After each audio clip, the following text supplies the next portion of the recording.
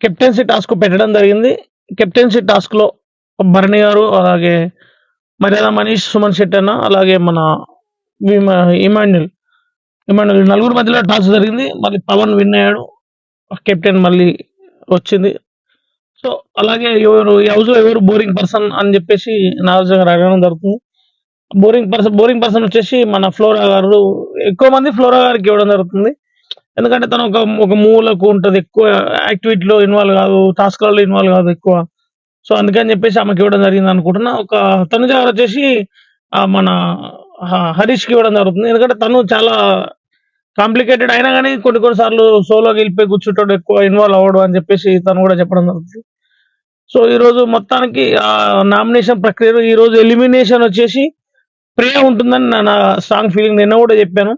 ఎందుకంటే తను ఆర్గ్యూ చేసే విధానం గాని, తను కొంతవరకైతే మాక్సిమం ఆమె ఎలిమినేట్ అయ్యే ఛాన్సెస్ అయితే ఎక్కువగా ఉన్నాయని నాకు అనిపిస్తుంది. తను ఎలిమినేట్ అయ్యే ఛాన్స్ 100% ఉంది.